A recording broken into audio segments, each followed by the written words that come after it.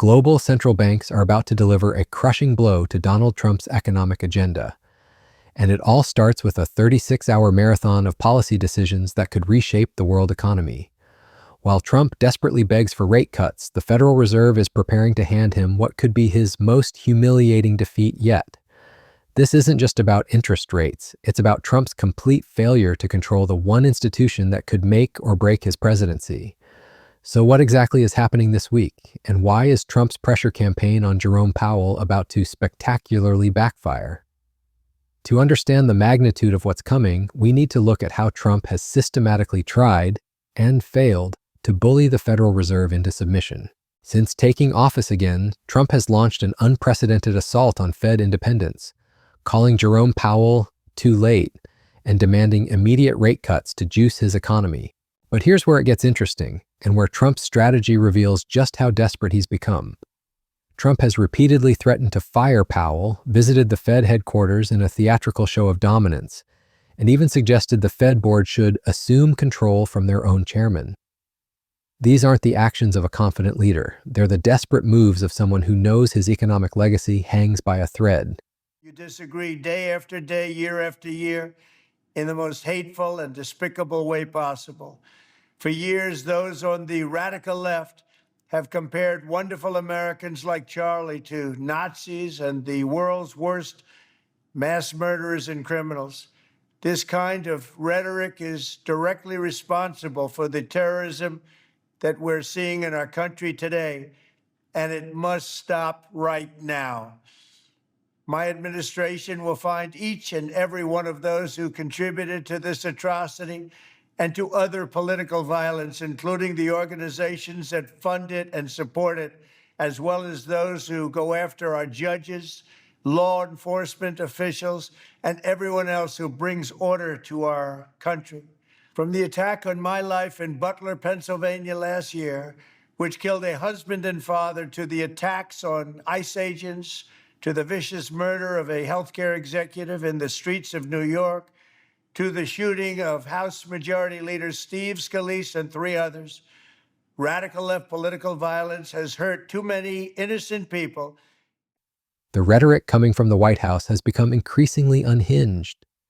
Trump's pattern of demonizing those who disagree with him extends far beyond just monetary policy. It's become a dangerous hallmark of his entire administration. When institutions don't bend to his will, he attacks them publicly, creating an atmosphere of institutional instability that reverberates through every corner of American governance. The problem for Trump is that his own policies are making rate cuts impossible. His tariff war has sparked exactly the kind of inflation concerns that keep central bankers awake at night. Welcome back. You're watching CNN News 18 Makes Sense. I'm Ayusha Singh. We return with a piece of breaking news.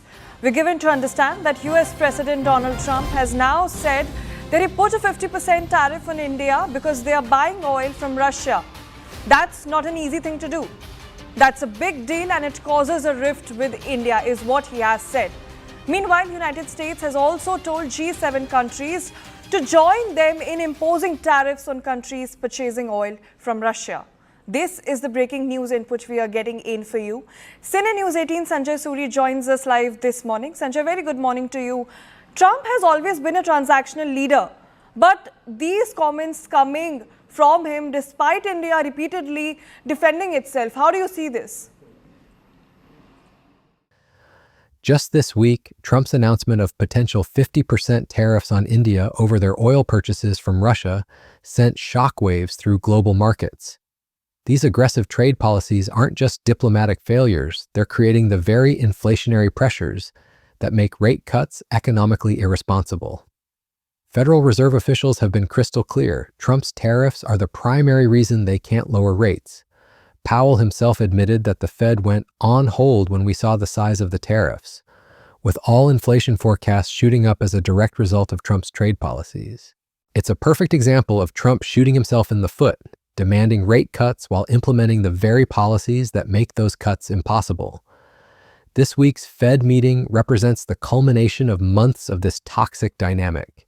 Despite enormous pressure from the White House, the Federal Reserve is expected to hold rates steady once again, delivering another public rebuke to Trump's demands. What makes this even more humiliating for Trump is that two of his own appointees to the Fed board, Christopher Waller and Michelle Bowman, have been the only voices pushing for cuts. When even your hand-picked allies can't convince the institution to bend to your will, you know you've lost. But the Fed's defiance is just the beginning of Trump's bad week. The Bank of Canada is widely expected to cut rates by 25 basis points, highlighting the contrast between a central bank that can act independently and one under constant political attack. Canadian officials have the luxury of making policy based on economic data rather than presidential tweets and public tantrums. The Bank of England, meanwhile, is likely to hold steady after their August rate cut, showing the kind of measured, data-driven approach that Trump's Fed wishes it could pursue without constant interference. Even more telling is what's happening with the Bank of Japan. While Trump demands immediate action from Powell, the Japanese central bank continues its careful normalization process, unburdened by a president who thinks monetary policy should serve his political calendar rather than economic fundamentals. The broader implications of this global rate-setting week extend far beyond Trump's domestic troubles. By pressuring the Fed so publicly and aggressively, Trump has actually weakened America's monetary policy credibility on the world stage. Other central banks can act with quiet professionalism, while the world's most powerful economy appears to have a president at war with his own central bank. This creates a particularly dangerous dynamic for Trump's broader economic agenda. Financial markets hate uncertainty, and Trump's constant attacks on Fed independence create exactly the kind of institutional instability that spooks investors. Every time Trump threatens Powell or suggests political interference in monetary policy, he's essentially advertising that American economic institutions can't be trusted to operate independently. The timing of all this couldn't be worse for Trump's political standing. With the 2026 midterm elections approaching, economic performance will be crucial to Republican prospects. But instead of working with the Fed to create stable conditions for growth, Trump has chosen to wage a public war that makes effective policy coordination impossible. His pressure campaign has also revealed the fundamental weakness of his economic understanding. Trump seems to believe that lower interest rates automatically equal better economic performance, ignoring the complex relationship between monetary policy, inflation, and long-term growth. This simplistic view has led him to demand rate cuts even as his own tariff policies push inflation higher, a contradiction that Fed officials have politely but firmly pointed out. The international dimension adds another layer to Trump's humiliation. While he struggles to control his own central bank, other world leaders can point to their monetary authorities as examples of institutional independence and competence. This undermines American soft power and makes it harder for the U.S. to lead on global economic issues. Perhaps most damaging for Trump is how his Fed pressure campaign has exposed his lack of understanding of basic economic institutions. The Federal Reserve was designed to be independent precisely to avoid the kind of political interference Trump is attempting. By publicly demanding rate cuts and threatening to fire Powell, Trump is essentially advertising his ignorance of how modern central banking works. The market reaction to Trump's Fed tantrums has been telling. Every time he escalates his attacks on Powell, bond yields typically rise and stock prices become more volatile, exactly the opposite of what Trump claims to want. This suggests that investors see his pressure campaign as counterproductive and potentially destabilizing. Looking ahead, this week's central bank meetings will likely reinforce the pattern we've seen throughout Trump's second term. Institutions resisting political pressure and making decisions based on their mandates rather than presidential demands. The Fed's expected rate hold will be particularly galling for Trump, coming after months of increasingly desperate public pressure. The contrast with other central banks will be especially stark. While the Bank of Canada can cut rates based on economic conditions, the Fed remains constrained by the inflationary pressures of Trump's own trade policies. This creates a feedback loop where Trump's policies make his desired outcomes impossible, leading to more pressure and more institutional resistance.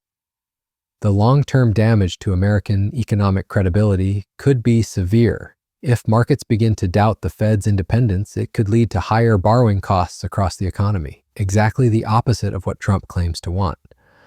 This would represent a spectacular own goal, where Trump's pressure campaign achieves the opposite of its intended effect. For Powell and the Fed, this week's decision will be another test of institutional resilience under political pressure. By maintaining their data-driven approach despite Trump's attacks, they're defending not just monetary policy independence, but the broader principle that economic institutions should serve the public interest rather than political convenience. The global nature of this week's central bank meetings also highlights how isolated Trump's approach has become. While other leaders work constructively with their monetary authorities, Trump has chosen confrontation and public pressure, a strategy that has clearly failed to produce his desired results. What makes this particularly ironic is that Trump's business background supposedly prepared him for economic leadership. Yet his handling of Fed relations shows a fundamental misunderstanding of how central banking works in a modern economy. His demand for immediate gratification conflicts with the careful, long-term thinking that effective monetary policy requires. The political implications extend beyond economics. Trump's failure to bend the Fed to his will undermines his image as a deal-maker who can force institutions to comply with his demands. If he can't control his own central bank, how can voters trust him to manage more complex international negotiations? This week's Fed decision will likely be followed by another round of Trump attacks on Powell, creating more uncertainty and potentially more market volatility. It's a cycle that serves no one's interests except perhaps Trump's need to deflect blame for economic problems of his own making. The tragedy is that Trump's pressure campaign has made effective policy coordination more difficult at a time when the U.S. economy faces real challenges. Instead of working with the Fed to address inflation concerns while supporting growth, Trump has created an adversarial relationship that makes both goals harder to achieve. As other central banks demonstrate this week how monetary policy should work, with careful analysis, institutional independence, and clear communication, Trump's Fed circus will look increasingly dysfunctional by comparison. The emperor has no clothes, and the whole world is starting to notice. The ultimate irony is that Trump's desperate attempts to control the Fed may have guaranteed the very outcomes he claims to oppose: higher rates for longer, reduced policy effectiveness, and diminished American economic leadership on the world stage. It's a masterclass in how not to manage monetary policy in a modern economy. Thanks for watching. If you want to understand how Trump's trade wars are reshaping global economics, check out our other video. And if you want to stay updated on how Trump's institutional battles are affecting American democracy and economic stability, be sure to subscribe for more in-depth analysis and breaking news coverage.